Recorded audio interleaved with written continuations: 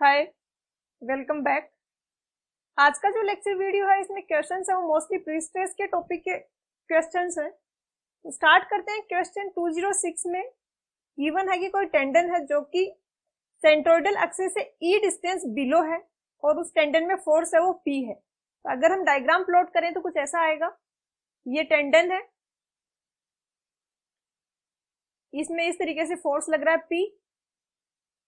हमें पूछा है कि इस एसेंट्रिसिटी के कारण इसके जो स्ट्रेसेज होंगे वो टॉप एज पे इंक्रीज होंगे या डिक्रीज होंगे। तो इससे पहले सबसे पहले तो पता होना चाहिए कि बेंडिंग किस तरीके से होगी।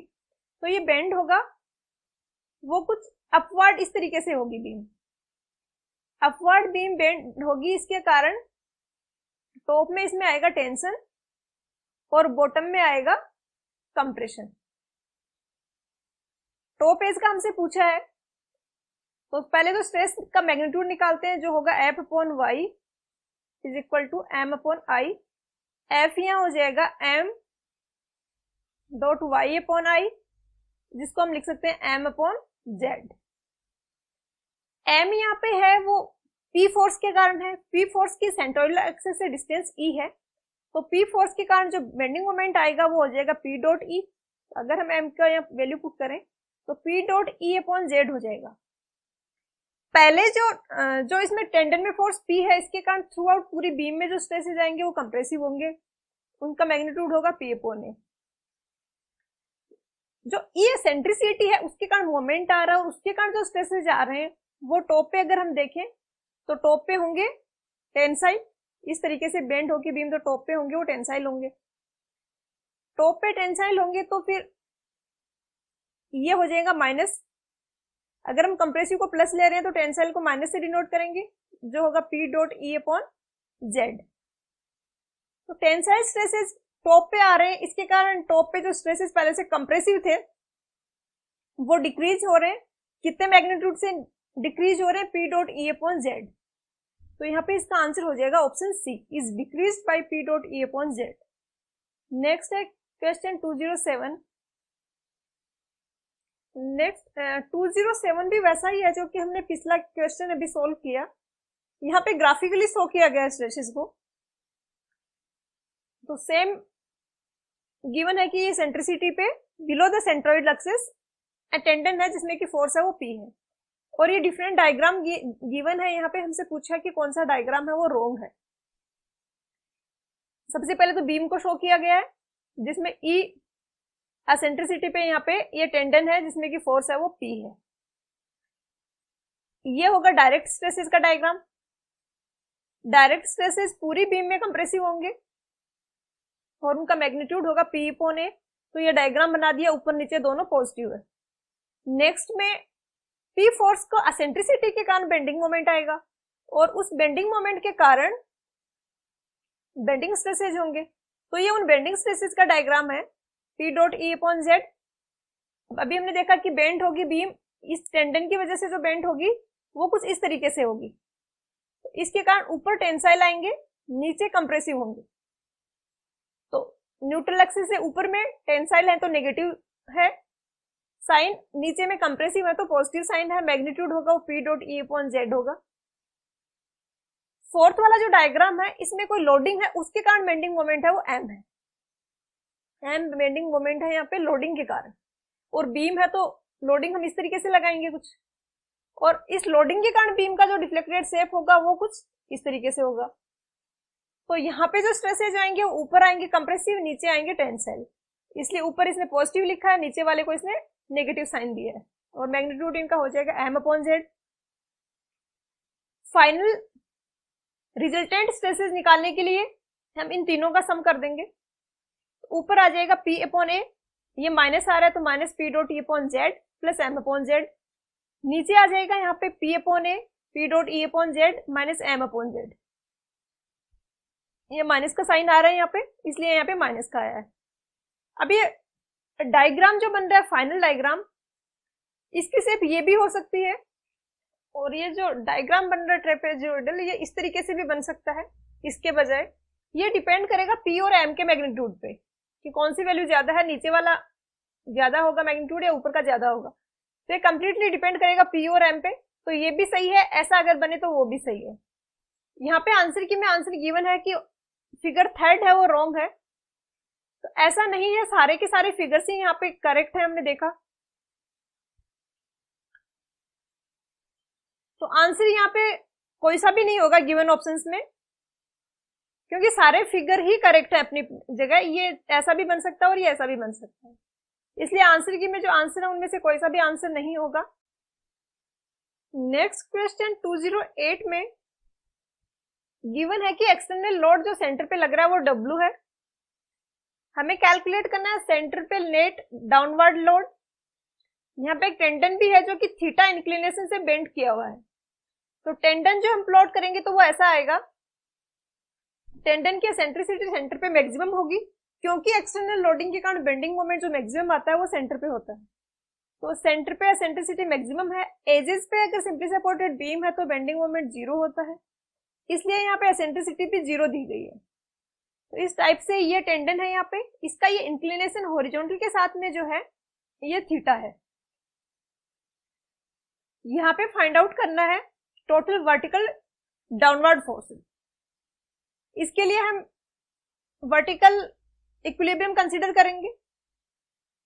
वर्टिकल डाउनवर्ड एक तो ये फोर्स लग रहा है W, दूसरा ये जो फोर्स है इसका भी अपवर्ड एक कंपोनेंट आएगा।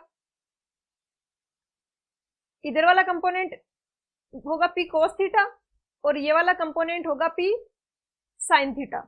ऐसे ही P sin थीटा इसका भी आएगा, इसमें सॉरी ये होगी डायरेक्शन, टेंसाइल है दोनों साइड, तो ये डायरेक्शन है, इसका भी एक कंपोनेंट आएगा अपवर्ड जो भी होगा P sin थीटा।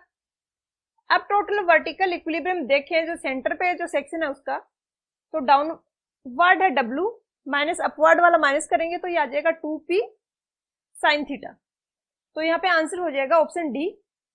नेक्स्ट है 209। 209 में गिवन है कि कोई लोडिंग लग रही है किसी रेक्टेंगुलर बीम पे, वो यूडीएल है, यूनिफॉर्मली डिस्ट्रीब्यूटेड लोड लग रहा है। उस केस में हम टेंडन को किस शेप में कैसे प्रोवाइड करवाएंगे? पिछला जो क्वेश्चन हमने देखा उसमें टेंडन था वो बेंड किया हुआ था थीटा पे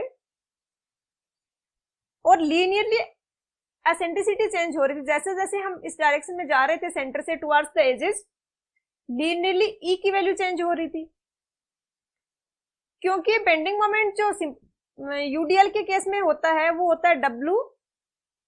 W अगर सेंट्रल लोड है, कोई बीम है, इसमें अगर सेंट्रल लोड W लग रहा है तो बेंडिंग मोमेंट होगा, दोनों में रिएक्शन जाएगा W/2 W/2, तो x डिस्टेंस पे बेंडिंग मोमेंट होगा W/2 इंटू एक्स। तो ये बेंडिंग मोमेंट है, ये x के साथ लीनियरली चेंज हो रहा था, इसीलिए हमने एसेंट्रिसिटी को भी लीनियरली चेंज करवाया, क्योंकि पर्पस ये होता है कि जितना बेंडिंग मोमेंट लोड के कारण आ रहा है उसके जो स्ट्रेसेस हैं और जो टेंडन में फोर्स है उसमें बेंडिंग के जो स्ट्रेसेस हैं वो एक दूसरे के इफेक्ट को टेंसाइल वाली जोन में कैंसिल आउट कर दें, कंपनसेट कर दें। बट अगर यूडीएल लग रहा है, जैसे कि ये बीम है और इसमें पूरे में यूडीएल लग रहा है, तो यहाँ पे इक्वेशन बनेगी, वो बनेगी पैराबोला। बीएमडी इसका जो होगा वो पैराबोलिक होगा, जैसे ये बीम है इस तरीके से पैराबोलिकली सेंटर पे मैक्सिमम होगा और एजेस पे 0 होगा अगर सिंपली सपोर्टेड बीम है तो इसके लिए x के साथ में ये कैसे चेंज हो रहा है? x के स्क्वायर के प्रोपोर्शनल है बेंडिंग मोमेंट, यहाँ पे प्रोपोर्शनल है x के स्क्वायर के, तो टेंडन भी हम डालेंगे तो हम चाहेंगे कि x के स्क्वायर के प्रोपोर्शनल हो एसेंट्रिसिटी, या कह सकते हैं कि एसेंट्रिसिटी चेंज हो रही हो, पैराबोलिकली चेंज हो रही हो, जैसे पिछले में लीनियर चेंज हो रहा था वैसे ना हो के पैराबोलिकली चेंज हो रहा हो। पैराबोलिकली एसेंट्रिसिटी चेंज हो, इसके लिए हम टेंडन को कुछ इस टाइप से रखेंगे, ये कुछ इस तरीके से रखेंगे इसको पैराबोलिकली। इसमें जो वेरिएशंस हो रहे हैं ये वाली डायमेंशन है ये पैराबोलिकली चेंज हो रही है एक्स के साथ में। तो ये है यूडीएल के केस में जब डाउनवर्ड लोड लग रहा है, और मोस्टली बीम के केसेस में लोड डाउनवर्ड लग रहा होता है, इसलिए हम जो सेंट्रिसिटी रखते हैं वो सेंट्रोइड से बिलो रखते हैं। जो पी लोड है वो e distance below the centroidal axis होता है, ताकि इसके कारण ऊपर वाले जो स्ट्रेसेस आए वो कंप्रेसिव हो। यहाँ पे इसने पूछा है शेप कैसा होगा। अब इतना पता चल गया कि हमें बिलो द सेंट्रोइडल एक्सिस रखना है ताकि ऊपर जो स्ट्रेसेस आ रहे हैं टेंडन के बेंडिंग के कारण वो कंप्रेसिव हो, क्योंकि लोड वाले टेंसाइल होंगे तो हमें उसको कैंसिल करना है। अब दो ऑप्शन यहाँ पे इसमें कंफ्यूजन हो सकता है कि कॉन्वेक्स की कौन सी साइड को है। तो इसमें मैंने वैसे जनरल साइंस में भी वीडियो बनाया हुआ, मैंने ये टॉपिक्स कवर किए हुए, इसमें कंफ्यूजन रहता है स्टूडेंट्स को काफी, वो भी देख सकते हो आप लोग। तो ये है, इस लेंस को हम बोलते हैं कॉन्वेक्स। तो ये वाली जो साइड है ना, इसको बोला जाता है कॉन्वेक्स, ये वाली जो साइड है। अब ये वाली साइड किधर आ रही है, इधर से देख रहे हैं तो ये वाली साइड आ रही है, इधर से है ये कॉन्वेक्स साइड, ऊपर से देखेंगे तो ये है कॉनकेव। तो यहाँ पे आंसर आ जाएगा कॉन्वेक्सिटी डाउनवर्ड, आंसर होगा वो ऑप्शन बी होगा, कंफ्यूज नहीं होना है। नीचे वाले कॉन्वेक्स है, नीचे से देखेंगे तो ये दिख रहा है हमें, तो ये कॉन्वेक्स है, या फिर इसको ऐसे भी बना सकते हो, ये कॉन्वेक्स बन गया। ऊपर वाला देखें ये, तो ऐसा ही दूसरा शेप लेके हम ये बनाए तो ये कॉनकेव होता है। तो आंसर हो जाएगा ऑप्शन बी। नेक्स्ट क्वेश्चन है 210। यहाँ पे गिवन है कि मैक्सिमम डिप जो है एक पैराबोलिक टेंडन का वो एच है, टेंडन में जो टेंसाइल फोर्स है वो पी है, प्री स्ट्रेस बीम की लेंथ एल है, हमें कैलकुलेट करना है अपवर्ड प्रेशर। बेसिकली यहाँ पे पूछा है कि उसके कारण एक uniformly distributed kind of load पूरी बीम पे एक्ट करेगा जो कि अपवर्ड होगा। फॉर एग्जाम्पल हमने मान लिया कि वो W है, यूनिफॉर्म अपवर्ड जो फोर्स है, यूडीएल यूनिफॉर्मली डिस्ट्रीब्यूटेड लोड, तो इसके कारण बेंडिंग मोमेंट आएगा सेंटर पे, वो WL²/8 आएगा। ये इक्वेट होगा जो कि टेंडन के कारण बेंडिंग मोमेंट आ रहा है, टेंडन के कारण बेंडिंग मोमेंट आ रहा है P/H। जब हम पैराबोलिक टेंडन डिजाइन करते हैं तो भी हम यही कंसेप्ट लगाते हैं, हमारा पर्पस रहता है कि जो बेंडिंग के स्ट्रेसेस आ रहे हैं लोडिंग के कारण, और जो बेंडिंग के स्ट्रेसेस आ रहे हैं टेंडन में फोर्स के एसेंट्रिसिटी के कारण, वो दोनों सेम हो। तो इसने कुछ रिवर्स क्वेश्चन पुट कर दिया, कंसेप्ट वही रहेगा सेम। इसने पूछा है कि अगर इतनी एसेंट्रिसिटी पे तो अपवर्ड यूडीएल के जैसे एक फोर्स लग रहा होगा, उसका मैग्नीट्यूड कितना होगा। तो ऑब्वियसली हम उसको बेंडिंग मोमेंट के इक्वेट करके फाइंड आउट कर सकते हैं। हमसे यहाँ पे पूछा गया है W, जो यूनिफॉर्म अपवर्ड प्रेशर लग रहा है, ये हो जाएगा 8pH/L²। तो यहाँ पे आंसर हो जाएगा ऑप्शन बी। सेम क्वेश्चन ये यूडीएल के बजाय, अगर ये पैराबोलिक टेंडन ना होके पिछले क्वेश्चन में हमने देखा था वैसे टेंडन है, थीटा एंगल से बेंट हो रहा है, उसके लिए भी फाइंड आउट कर सकते हैं, सेम कंसेप्ट लगेगा, वहां पे बेंडिंग मोमेंट की वैल्यू है वो चेंज हो जाएगी। तो ये वैल्यू डिपेंड करेगी कि पैराबोलिक टेंडन है या बेंट किया हुआ टेंडन है। नेक्स्ट है क्वेश्चन 211। 211 में भी जो टेंडन है वो पैराबोलिक है, पैराबोलिक टेंडन यहाँ पे गिवन है, इफेक्टिव स्पैन है वो h है, टोटल इसमें जो लोड लग रहा है डाउनवर्ड लोड जो स्मॉल w है वो 3840 है। सेंट्रल डीप हमें फाइंड आउट करना है। तो सेम यहाँ पे भी पैराबोलिक टेंडन है, यूडीएल लग रहा है, तो ये पिछले वाला फॉर्मूला ही लगाएंगे, WL²/8 इज इक्वल टू, ये सेंटर पे बेंडिंग मोमेंट है यूडीएल के कारण, इसको हम इक्वेट करेंगे सेंटर पे बेंडिंग मोमेंट जो कि एसेंट्रिसिटी के कारण आ रहा है, टेंडन में एसेंट्रिसिटी के कारण, तो ये हो जाएगा P/H। यहाँ पे एक डेटा मिसिंग है, यहाँ पे P गिवन होना चाहिए था जो कि यहाँ पे नहीं दिया गया है, तो आप ये P की वैल्यू नोट कर लो। P आपको ये लेना है 1,20,000 kg, P की वैल्यू ये लेनी है। तो उसके बाद हम H फाइंड आउट करेंगे, तो यहाँ पे H फाइंड आउट करना है, काफी सिंपल हो गया अब तो, WL²/P/8, तो W की वैल्यू रख देंगे 3840 kg पर मीटर है, UDL इंटू 5/8 इंटू 1200, ये आएगा मीटर में, इसको बाद में 100 से मल्टीप्लाई कर देंगे तो सेंटीमीटर में आंसर आ जाएगा ऑप्शन बी। तो 211 का ऑप्शन बी। नेक्स्ट क्वेश्चन है 212। यहाँ पे कंसंट्रेटेड लोड लग रहा है बीम पे W, उसको बैलेंस करते हुए हमें टेंडन प्रोवाइड का प्रोफाइल रखना है। टेंडन का शेप जो होगा वो इस तरीके से हो कि वो बैलेंस करे जो कंसंट्रेटेड लोड का बेंडिंग मोमेंट आ रहा है। तो टेंडन की एसेंट्रिसिटी सेंटर पे मैक्सिमम रखेंगे और वो ही इसने पूछी है। सेंटर पे अगर एच सेंट्रिसिटी पे पी लोड अगर लग रहा है तो ये हो गया टेंडन में सेंट्रिसिटी के कारण बेंडिंग मोमेंट। इसको हम इक्वेट करेंगे जो कि कंसंट्रेटेड लोड के कारण बेंडिंग मोमेंट आ रहा है सेंटर पे, जो कि होगा WL/4। तो यहां से हमें H फाइंड आउट करना है जो कि हो जाएगा WL/4P। तो आंसर हो जाएगा ऑप्शन डी। नेक्स्ट है 213। यहाँ पे अगेन हमें डिप कैलकुलेट करना है, बट लोडिंग कंडीशंस है वो थोड़ा सा चेंज कर दी है। लोडिंग कंडीशंस इस तरीके से है कि ये टोटल L है, तो लेफ्ट सपोर्ट से L/3 पे डिस्टेंस पे लोड लग रहा है W, और इधर से भी L/3 डिस्टेंस पे लोड लग रहा है W। तो इसका अगर हम BMD प्लॉट करें तो वो इस तरीके से होगा। सेंटर पे जो L/3 लेंथ का जोन है उसमें बेंडिंग मोमेंट सेम है WL/3, और डिक्रीज होते होते सपोर्ट्स पे 0 हो रहा है। ये ऐसे आप इजीली फाइंड आउट भी कर सकते हो। ये W आएगा, ये भी W आएगा, क्योंकि लोडिंग सिमेट्रिक है, तो 2W वर्टिकल लोड है तो दोनों सपोर्ट्स पे W आएगा। इसके बाद यहां से यहां तक जाते हुए इंक्रीज होगा।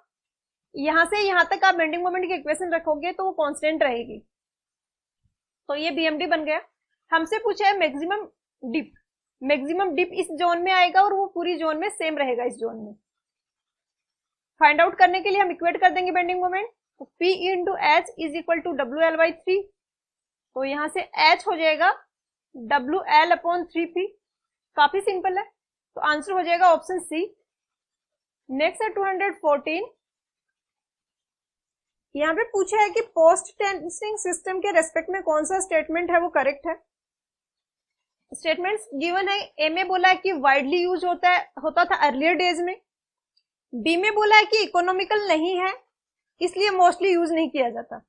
बेसिकली प्री टेंशन और पोस्ट टेंसिंग के जो दोनों ये जो मेथड है इनकी अपनी अपनी अलग अलग इंपॉर्टेंस है। प्री स्ट्रेस होता है वो स्मॉल जो मेंबर्स है, स्मॉल एलिमेंट है, उनके लिए काफी कॉस्ट इफेक्टिव होता है। जैसे कि फॉर एग्जांपल रेलवे के स्लीपर्स डिजाइन करने हैं तो वहां प्री टेंसिंग मेथड ही यूज किया जाता है, वो सबसे बेटर मेथड है वहां के लिए। लेकिन अगर फॉर एग्जांपल ब्रिजेस का डिजाइन करना है, प्री स्ट्रेस ब्रिज बनाना है, तो वहां पे पोस्ट टेंसिंग मेथड ज्यादा इफेक्टिव होता है। पोस्ट टेंसिंग मेथड वहां पे यूज किया जाता है।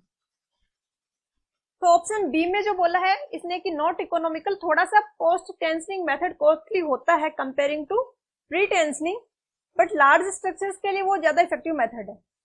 तो हाँ, हम उसको कॉस्टली है तो नॉट इकोनॉमिकल बोल सकते हैं, बट नॉट जनरली यूज्ड हम नहीं बोल सकते। सी में बोला है कि economical for large spans. Post tensing method bridge जैसे स्ट्रक्चर जिनका स्पैन बहुत ज्यादा है वहां पे काफी इफेक्टिव है। तो आधा तो ये स्टेटमेंट सही है, बट इज अडॉप्टेड नाउअडेज ऐसा कुछ नहीं है। जहां पे प्री टेंसिंग बेस्ट है वहां प्री टेंसिंग भी यूज होता है अभी भी। जिन स्ट्रक्चर्स के लिए पोस्ट टेंसिंग बेस्ट है वहां पे पोस्ट टेंसिंग यूज होता है। तो ऐसा नहीं है कि कोई पहले यूज होता था और इन दोनों में से कोई मेथड रिसेंटली ज्यादा पॉपुलर हो गया, ऐसा कुछ नहीं है। तो कंप्लीटली कोई सा भी स्टेटमेंट यहाँ पे सही नहीं है और इसलिए इसका आंसर हो जाएगा option D, none of these. Next है 215। यहाँ पे पूछा है कि कौन सा मेथड है जिसमें कि हम high tensile alloy steel bars को यूज करते हैं। मोस्टली मेथड्स जो होते हैं यहाँ पे इनमें यूज किया जाता है स्टील का हाई स्ट्रेंथ स्टील का बार्स या वायर्स। बट ये एक ऐसा मेथड है ली मैकॉले ये एक ऐसा सिस्टम है, ऐसा मेथड है जिसमें कि हाई टेंसाइल स्टील के बजाय हाई अलॉय स्टील यूज किए जाते हैं। आई होप अलॉय का आपको सिग्निफिकेंस पता हो। अलॉय होता है दो मेटल्स का मिक्सचर। तो यहाँ पे हम यूज करते हैं वो स्टील के अलावा कोई दूसरा भी मेटल होता है, उनका मिक्सचर करके फिर अलॉय बनाया जाता है, उसके हम बार्स को यूज करते हैं। बाकी मेथड में हम हाई स्ट्रेंथ की स्टील का यूज करते हैं। तो यहाँ पे आंसर हो जाएगा ऑप्शन डी। नेक्स्ट क्वेश्चन है 216। यहाँ पे टेंशन रेशियो पूछा है, बेसिकली टेंसाइल स्ट्रेसेस का रेशियो पूछा है कि एंड्स पे जो टेंसाइल स्ट्रेसेस होंगे और एक्स डिस्टेंस पे कोई टेंसाइल स्ट्रेसेस होंगे। जैसे कि ये एंड पे टेंसाइल स्ट्रेसेस है P0 और एक्स डिस्टेंस पे टेंसाइल स्ट्रेसेस है PX। तो यहाँ पे px होगा ये p नोट से कम होगा, क्योंकि लेंथ के लोग जैसे जैसे हम मूव करेंगे और स्ट्रेसेस चेक करेंगे तो वो स्ट्रेसेस डिक्रीज होते जाएंगे। और ऐसा हो रहा है फ्रिक्शन के कारण। जो टेंडन है वो कांटेक्ट में आ रहा है डक्ट के या कंक्रीट के, उनके बीच में फ्रिक्शनल फोर्सेस लग रहे हैं, उन फोर्सेस के कारण स्ट्रेसेस में लॉस हो रहा है। और उस लॉस को कैलकुलेट करने के लिए दो एम्पिरिकल फॉर्मूले हैं। लॉस जो होता है यहाँ पे फ्रिक्शन के कारण, इसके दो कंपोनेंट्स होते हैं। एक तो होता है लेंथ में चेंज के कारण, स्ट्रेस कर रहे हैं तो लेंथ चेंज कर रहे हैं, उसके कारण जो लॉस होगा वो अगर पी नॉट इनिशियल स्ट्रेस है तो लेंथ एक्स डिस्टेंस पे जो स्ट्रेसेज होगा वो होगा e raise P naught into E raise to power minus K x. के यहाँ पे है वोबल करेक्शन फैक्टर। दूसरा होगा कर्वेचर के कारण। ये कर्वेचर है यहाँ पे टेंडन में, तो इस कर्वेचर के कारण भी फ्रिक्शन लॉस होंगे, जिनके लिए इक्वेशन है कि पी नॉट अगर इनिशियल स्ट्रेस है तो यहाँ पे स्ट्रेस हो गए P naught into E raise to power, sorry के नहीं आएगा, म्यू इंटू अल्फा। अल्फा यहाँ पे कर्वेचर है, अगर एक्स डिस्टेंस पे है तो जो एक्स डिस्टेंस पे जो दो कंपोनेंट्स हम ले रहे हैं, दो पॉइंट्स हम ले रहे हैं, उनके बीच का जो ग्रेडियंट में चेंज हो रहा है वो अल्फा है, या कह सकते हैं इन दोनों के बीच का जो एंगल बन रहा है वो अल्फा है। अब कंबाइंड इफेक्ट अगर हम देखेंगे तो कंबाइंड इफेक्ट क्या होगा, पी नॉट इनिशियल स्ट्रेस है, लेंथ के कारण डिक्रीज होने के बाद ये स्ट्रेस बचा, तो लेंथ के कारण डिक्रीज होने के बाद स्ट्रेस हो गया, ये जो बचा है वो as a initial stress act करेगा, कर्वेचर वाली करेक्शन निकालेंगे तो ऐसा ही होता है कि पहले जैसे 100 था कोई, जैसे कि आप कैनाल का एग्जांपल ले सकते हो, 100 लीटर था वाटर, उसके बाद यहाँ पे 10% लॉस हुआ, 90 बचा। इसके आगे 10% लॉस अगर हम बोले यहाँ पे हो रहा है तो बचेगा 90 का 10% निकालेंगे। अगर यहाँ 10% है तो हमने 100 का 10% निकाला, इसके बाद हमने इसका 10% निकालेंगे क्योंकि ये इनिशियल के जैसे एक्ट कर रहा है इस वाले के लिए। तो सेम यहाँ पे भी ये इनिशियल स्ट्रेसेस के जैसे एक्ट करेगा जब हम कर्वेचर की जो लॉसेस निकालेंगे। तो पी नोट की जगह इसको रखेंगे, फिर इसको हम मल्टीप्लाई करेंगे e raise to power minus mu alpha से, और अल्फा को हम एक्स अपॉन आर भी लिख सकते हैं। एक्स है वो आर्क की लेंथ है, तो arc upon radius is equal to angle. X distance पे दो पॉइंट्स हैं जिन, और जो जिस कर्व की शेप में वो मुड़ रहे हैं, जो कर्व की शेप वो ले रहे हैं, उस कर्व की रेडियस है वो आर है, तो उनके बीच का जो एंगल होगा वो हम लिख सकते हैं एक्स अपॉन आर। तो इसको हम करेंगे आगे सिंप्लीफाई, तो ये माइनस बाहर आ जाएगा और के एक्स प्लस म्यू अल्फा आ जाएगा। इसके बाद यहाँ पे हम एक फॉर्मूले से एक्सपांड करेंगे। E raise to power x का एक्सपेंशन का एक फॉर्मूला होता है, e raise to power x is equal to 1 plus x upon factorial 1 plus x square upon factorial 2। इस फॉर्मूले से हम इसको एक्सपैंड करेंगे, बट हम x से आगे की टर्म्स को इग्नोर कर देंगे क्योंकि वैसे ही ये लॉसेज है तो इनका मैग्नीट्यूड काफी कम होगा, और कोई बहुत ही छोटी संख्या का अगर हम स्क्वायर करें तो और भी छोटा नंबर आता है, तो इसलिए यहाँ पे इसको हम इग्नोर कर देंगे, आगे की सारी टर्म्स को इग्नोर करके सिर्फ इतना ही लिखेंगे। तो कंबाइंड इफेक्ट के कारण ये आ जाएगा P note 1 minus K X minus mu alpha, alpha की जगह मैं लिख सकती हूँ एक्स अपॉन आर, तो ये आ गया एक्स अपॉन आर। हमें निकालना है रेशियो, तो हम इसको पी नोट से डिवाइड कर देंगे, तो पी नोट कैंसिल आउट हो जाएगा और ये ब्रैकेट में जो है ये बच जाएगा। अगर हम ऑप्शंस में इसको मैच करें तो ये ऑप्शन सी में गिवन है, तो इसका आंसर हो जाएगा option C 1 minus K X minus mu X upon R. चाहे तो आप डायरेक्टली भी याद रख सकते हैं कि उसके लिए के एक्स होता है, म्यू अल्फा होता है, तो 1 में से माइनस कर दिया, आता है इस तरीके से ये फॉर्मूला। तो नेक्स्ट है 217 है नेक्स्ट क्वेश्चन, जहां पे पूछा है कि प्री स्ट्रेसिंग जो प्रोसेस है उसमें लॉसेस जो होंगे वो किस किस कारण से होंगे। तो फर्स्ट है श्रिंकेज ऑफ कंक्रीट।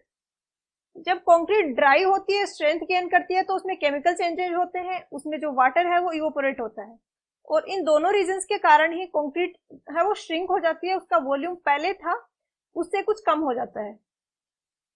इसके कारण प्री स्ट्रेसिंग के लॉसेज होंगे, क्योंकि जैसे कि ये मेंबर था, इसके अंदर ये टेंडन था, टेंडन को हमने डेल्टा एल से हमने इसकी लेंथ को इंक्रीज किया, स्ट्रेच किया हमने इसको। अब क्या हुआ, ये मेंबर है ये खुद ही कंप्रेस हो गया, इसका साइज कम हो गया, ये कंप्रेस हो गया, तो ऑब्वियसली इसके अंदर जो टेंडन है वो भी उसके साथ ही कंप्रेस होगा।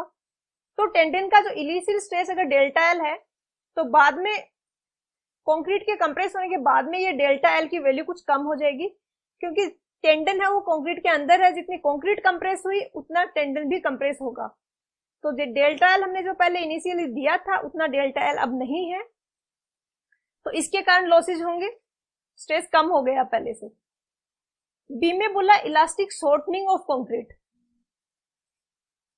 इलास्टिक शॉर्टनिंग होता है कि कंक्रीट में स्ट्रेसेस लग रहे हैं, तो स्ट्रेसेस लग रहे हैं, जो ही हम टेंडन से जो फोर्स है उसको ट्रांसफर करेंगे कंक्रीट में, टेंडन में टेंसाइल फोर्सेज है जो हम कंक्रीट में ट्रांसफर करेंगे तो कंक्रीट में फोर्स होगा कंप्रेसिव फोर्स। तो किसी भी मेंबर पे हम सडनली अगर कंप्रेसिव फोर्स लगाते हैं तो कंप्रेसिव फोर्स लगाने के कारण उसकी लेंथ कुछ कम हो जाती है। तो ऐसा कंक्रीट के साथ भी होगा, जो स्ट्रेंथ गेन की हुई कंक्रीट अगर है तो जैसे ही हमें उसमें प्री टेंशन वाले जो प्री स्ट्रेस वाले फोर्सेज जो स्ट्रेसेज है उनको ट्रांसफर करेंगे तो उस कंप्रेसिव फोर्सेस के कारण कंक्रीट में कुछ इलास्टिक शॉर्टनिंग हो जाएगी, उसकी लेंथ कुछ इनिशियल से कुछ कम हो जाएगी इलास्टिसिटी के कारण। तो बी भी करेक्ट है। सी में बात की है क्रीप ऑफ कंक्रीट की। बेसिकली क्रीप क्या होता है कि किसी मटेरियल पे हम लॉन्ग टर्म तक स्ट्रेसेस लगा के रखते हैं, जैसे कि आप एग्जांपल ले सकते हो एक रबड़ का, एक रबड़ को आपने बहुत लंबे टाइम तक स्ट्रेस करके रखा है, कुछ टाइम बाद देखोगे कि उसमें वापस से वो अपनी इनिशियल पोजीशन पे नहीं आ रहा है, उसमें उतनी स्ट्रेंथ नहीं बची है, अब आप स्ट्रेच करोगे तो उतना रेजिस्ट नहीं करेगा। तो इसी को बोला जाता है क्रीप, जो कि स्टील में भी होगा और कंक्रीट में भी होगा। कंक्रीट में भी लॉन्ग टाइम तक स्ट्रेसेस लगा के रखे हुए हैं, तो इनिशियल जो कंप्रेसिव स्ट्रेसेस थे वो नहीं है अभी, कंप्रेसिव स्ट्रेसेस लॉन्ग टाइम तक लगा के रखे तो बहुत टाइम बाद देखेंगे कि इनिशियल स्ट्रेसेस में उतने थे जितने कंप्रेसिव स्ट्रेसेस पहले उतने अब नहीं है, इसके कारण भी लॉसेज हो रहे हैं। ये कंक्रीट और स्टील दोनों में होता है, तो आंसर हो जाएगा ऑप्शन ई। नेक्स्ट है 218। नेक्स्ट क्वेश्चन है 218। यहाँ पे कोई प्री स्ट्रेस्ड कंक्रीट बीम है जिसमें कि हमें लॉसेज कैलकुलेट करने हैं, लॉसेज फाइंड आउट करने हैं, वो करने क्रीप और श्रिंकेज के का कंबाइंड इफेक्ट। क्रीप के कारण जो लॉसेज है, श्रिंकेज के कारण जो लॉसेज है, उनको ऐड करना है। क्रीप के कारण लॉसेज होते हैं CC minus 1 into epsilon EL, ये इतना होगा, ये है स्ट्रेन, क्रीप स्ट्रेन इतना है, वो स्ट्रेन कम हो जाएगा, क्रीप स्ट्रेन का फॉर्मूला हो गया ये। हमें लॉसेज कैलकुलेट करने हैं तो हमें इसको मल्टीप्लाई करना होगा ई से, क्योंकि लॉसेज हम हमेशा स्ट्रेस के फॉर्म में कैलकुलेट करते हैं, उसके लिए हम जो स्टील का इलास्टिक कांस्टेंट है उससे मल्टीप्लाई करते हैं इसको। यहाँ पे ये एप्सिलॉन EL है, ये है इलास्टिक स्ट्रेन इन कंक्रीट। फॉर्मूले से जो इलास्टिसिटी वाला फॉर्मूला जो अप्लाई करके हम निकालते हैं वो इलास्टिक स्ट्रेन है, तो इसको हम रिप्लेस कर सकते हैं, ये सीसी माइनस 1 बाहर आ जाएगा, इसको हम रिप्लेस कर सकते हैं FY अपॉन EC। FY है ये स्ट्रेस है कंक्रीट का और EC है वो कंक्रीट का इलास्टिक मॉड्यूलस है, E है ये इलास्टिक मॉड्यूलस है स्टील का, यंग्स मॉड्यूलस है ये स्टील का मॉड्यूलस है। E अपॉन EC को हमने पढ़ा था वर्किंग स्ट्रेस मेथड में कि हम इसको M से रिप्लेस कर देते हैं, तो हम इस इक्वेशन को लिख सकते हैं CC minus 1 F into M, ये हो गया क्रीप स्ट्रेन। एक CC क्या है, अगर ये आप डायरेक्टली याद रख पाओ तो ये फॉर्मूला भी आप खुद से लिख सकते हो, जो CC minus 1 into epsilon EL का हमने जो लिखा है, ये क्रीप स्ट्रेन था, हमने इसको E से मल्टीप्लाई कर दिया तो ये आ गए फिर लॉसेज। तो ये फॉर्मूला CC माइनस 1 आप डायरेक्टली लिख सकते हो, ये ऐसे होगा कि CC होता है final strain upon elastic strain. हमें चाहिए जितना लॉस हुआ जितना लेंथ डिक्रीज हुई है, जो होगा final strain minus elastic strain.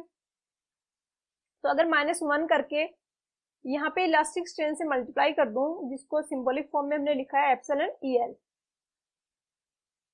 ये है इलास्टिक स्ट्रेन, ऊपर आ जाएगा final strain minus elastic strain, जो आ जाएगा लॉसेज इन स्ट्रेन, और ऊपर नीचे ये कैंसिल आउट हो जाएगा। तो बेसिकली सीसी अगर आपको पता है तो आप ये इक्वेशन लिख सकते हो कि CC minus 1 into epsilon EL, इतना क्रीप स्ट्रेन है, क्रीप के कारण स्ट्रेन में इतना लॉस हुआ है, उसको हम ई से मल्टीप्लाई करके स्ट्रेसेस में जो लॉसेज हो रहे हैं वो फाइंड आउट करते हैं। ई हमेशा स्टील का लिया जाता है क्योंकि हमने टेंसाइल फोर्सेज स्टील में दिए थे, तो हम स्टील के इसे मल्टीप्लाई करके कितना लॉस हो गया उस स्ट्रेस में जो हमने पहले दिया था वो फाइंड आउट करते हैं। तो ये तो आ गया क्रीप्स का, क्रीप के लॉसेज। अब हमें दूसरा हमें करना है श्रिंकेज के लॉसेज, और श्रिंकेज यहाँ पे जो हो रहा है कंक्रीट का जो श्रिंकेज का जो स्ट्रेन है वो यहाँ पे गिवन है स्मॉल ई। स्ट्रेन मुझे पता है तो अगेन हम इसको मल्टीप्लाई करेंगे ई से, क्योंकि जितना स्ट्रेन कंक्रीट में आ रहा है उतना ही जो टेंडन है उसमें आ रहा है, स्टील में आ रहा है। तो लॉसेज अगेन हम स्ट्रेसेज इन स्टील के टर्म में कैलकुलेट करेंगे, तो ई को हम कैपिटल ई से मल्टीप्लाई कर देंगे, और इन दोनों के कंबाइंड लॉसेज पूछे हैं तो हम इन दोनों को ऐड कर देंगे प्लस ई इंटू ई। तो यहाँ पे आंसर देखें ऑप्शन में तो आंसर हो जाएगा ऑप्शन बी। सीसी को इसने सी से डिनोट किया जो क्रीप कोफिशिएंट है, -1 into M F E plus E. Next question है 219, यहाँ पे निकालनी है एसेंट्रिसिटी। एसेंट्रिसिटी ई निकालनी है, और एम डी है वो डेड लोड के कारण मोमेंट है, एम एल है वो लाइव लोड के कारण मोमेंट है, और एफ जो लोड है वो ई एसेंट्रिसिटी पे लग रहा है, हमें एसेंट्रिसिटी निकालनी है। बैलेंस्ड डिजाइन का कंसेप्ट ये होता है कि टॉप पे और बॉटम पे हम स्ट्रेसेस जीरो कर देते हैं। एसेंट्रिसिटी और फोर्स हम इस टाइप से प्रोवाइड करते हैं कि टॉप और बॉटम पे स्ट्रेसेस हैं वो जीरो हो। अब हम इक्वेशन लिखेंगे, दो टाइप की इक्वेशन होंगी। एक तो इनिशियली जब हमने लाइव लोड अप्लाई नहीं किया, उस स्ट्रक्चर को हम यूज नहीं कर रहे हैं, उसमें जो लाइव लोड लगाना था वो भी नहीं आ रहा है, हम जैसे स्ट्रेसेस को स्टील से कंक्रीट में ट्रांसफर कर रहे हैं, टेंडन से कंक्रीट में ट्रांसफर कर रहे हैं। तो इस केस में डेड लोड तो ऑब्वियसली होगा, कंक्रीट अगर वहां पे है, स्टील है तो उनका खुद का वेट तो होगा। तो एक तो इक्वेशन ऐसी बनेगी जिसमें कि डेड लोड लग रहा है और एफ लग रहा है जो टेंडन में फोर्स है, और सेकेंड स्टेज आएगा जब उसमें हमने लोड उसको लाइव लोड अप्लाई कर दिया है, हम स्ट्रक्चर को यूज कर रहे हैं, तो जो भी लाइव लोड स्ट्रक्चर पे आ रहा है उसको हम कंसिडर करेंगे। तो पहले हम विदाउट लाइव लोड की इक्वेशन लिखते हैं, जो कि प्री जो स्ट्रेसेस ट्रांसफर का फेज होता है, जो स्टेज है वो विदाउट लाइव लोड होगा। तो टॉप के लिए इक्वेशन लिखेंगे, कंप्रेसिव स्ट्रेसेस पी है तो पी की फॉर्म में लिख देते हैं। पी के कारण compressive stresses F upon F के कारण कंप्रेसिव स्ट्रेसेस एफ अपॉन है। उसके बाद टेंडन के कारण ऊपर के जो फोर्सेज होंगे, जो स्ट्रेसेज होंगे बेंडिंग वाले, वो होंगे टेंसाइल, तो यहाँ पे माइनस आ जाएगा F dot E upon Z. उसके बाद जो डेड लोड के कारण जो ऊपर के स्ट्रेसेज आएंगे टॉप पे वो होंगे कंप्रेसिव, तो उनको हम लिखते हैं पॉजिटिव। तो ये हो जाएगा एम डेड लोड का upon Z is equal to 0। ऐसे ही एक बॉटम की इक्वेशन लिखेंगे, एफ अपॉन ए, बॉटम में ये माइनस आ रहा था वो प्लस हो जाएगा, क्योंकि बॉटम में टेंडन के कारण, एसेंट्रिसिटी के कारण जो स्ट्रेसेज बेंडिंग वाले हैं वो नीचे कंप्रेसिव है, क्योंकि कंक्रीट में नीचे लोडिंग के कारण टेंशन आ रहा है, तो हम वहां पे कंप्रेशन पहले से दे रहे हैं। F dot E upon Z, और लोडिंग वाला जो डेड लोड वाला आएगा ये हो जाएगा माइनस। तो एक दो तो इक्वेशन ये हो गई, हम इक्वेशन को नाम दे देते हैं 1, ये है 2। दूसरी हमने लिखी लोड ट्रांसफर, या हम कह सकते हैं कि विद जब लाइव लोड लग रहा है उस केस के लिए with M L, live load लगा दिया तो लाइव लोड का बेंडिंग मोमेंट भी आ गया। अब इक्वेशन लिखेंगे, टॉप की इक्वेशन आएगी एफ ऊपर वाला तो सेम रहेगा, minus F dot E upon Z plus M D upon Z, live load का भी यही साइन रहेगा, तो M L upon Z is equal to 0। Bottom की आएगी F upon A minus F dot E. अब ये प्लस हो जाएगा माइनस का, क्योंकि हम बॉटम के लिए लिख रहे हैं, तो बॉटम में टेंडन की एसेंट्रिसिटी के कारण बॉटम में कंप्रेशन आएगा और लोडिंग के कारण वहां पे टेंशन आएगा। तो प्लस का माइनस का प्लस हो गया और इन प्लस का हो जाएगा माइनस। ये है बैलेंसिंग डिजाइन का कंसेप्ट कि टॉप और बॉटम में स्ट्रेसेज को हम जीरो कर देते हैं। अब हमें फाइंड आउट करना है रिलेशन ई, एम, डी और एम एल में। तो हम दो इक्वेशंस को यूज करेंगे। हम चाहेंगे कि एफ अपॉन ए वाली जो टर्म है ये तो कैंसिल आउट हो जाए और हमें इनमें रिलेशन मिल जाए। तो हम इक्वेशन 2 में से इक्वेशन 3 है वो डिडक्ट कर देंगे। 2 में से हम डिडक्ट करें 3 वाली, तो 3 में यहाँ माइनस आ जाएगा, जहां माइनस है वहां प्लस हो जाएगा, जहां प्लस है वहां माइनस हो जाएगा। तो 2 माइनस 3 करेंगे तो ये वाली टर्म कैंसिल हो जाएगी। यहाँ पे बचेगा 2f dot E upon Z plus 2m D upon Z, और यहाँ पे आ जाएगा नीचे ये माइनस का आएगा 2md और minus ml upon Z. ml एक ही बार आ रहा है इक्वेशन में यहाँ पे, क्योंकि सेकंड वाले इक्वेशन में ml नहीं आ रहा, तो ml एक ही बार आएगा, md है वो 2 बार आएगा, md वाली टर्म इज इक्वल टू 0। तो काफी इजी है यहाँ से ई फाइंड आउट करना। ये हो जाएगा md, जेड तो कैंसिल हो जाएगा तीनों में, md upon f plus ml upon 2f। तो यहाँ पे आंसर हो जाएगा ऑप्शन ए। आंसर की में जो आंसर गिवन है ऑप्शन बी है, जो कि गलत है। तो यहाँ पे करेक्ट आंसर होगा ऑप्शन ए। इस तरीके से आप ऑन द स्पॉट इक्वेशन लिख के आप फाइंड आउट कर सकते हो, याद रखने का रिक्वायरमेंट नहीं है। काफी बार यहाँ पे एक के कोफिशिएंट होता है जो कि लॉसेस के कंट्रीब्यूशन को इफेक्ट को ऐड करता है, वो भी काफी बार इस सेकंड वाली इक्वेशन में आ जाता है यहाँ पे। तो अभी यहाँ पे सिंपल है, काफी सिंपल है, जस्ट इक्वेशन लिख के डिडक्ट करना है। नेक्स्ट है 220 काफी सिंपल है और डायरेक्टली कोड से पूछा हुआ है, ये आपको याद रखना है। IS 1343 में ये वैल्यू गिवन है कि श्रिंकेज स्ट्रेन जो होगा वो प्री टेंसिंग और पोस्ट टेंसिंग दोनों का याद रखना है, दोनों का एग्जाम में पूछा जाता है। प्री टेंसिंग का हो जाएगा 0.0003 और पोस्ट टेंसिंग का जो होगा वो आएगा एलन की टर्म में। अगर पोस्ट टेंसिंग का पूछा जाए तो ये हो जाएगा 0.0002 divided by log 10 upon t plus 2। t यहाँ पे एज ऑफ कॉन्क्रीट है in days, age of concrete at transfer days में है, तो t डेज में होगा। तो पोस्ट टेंसिंग का इस इक्वेशन से कैलकुलेट कर लेंगे, प्री टेंसिंग का एक फिक्स है और इसको हम लिख सकते हैं 3 इंटू 10⁻⁻⁴। तो यहाँ पे आंसर होगा वो ऑप्शन सी होगा, 3 इंटू 10⁻⁻⁴।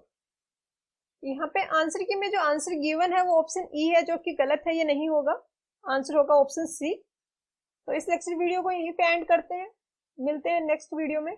All the best.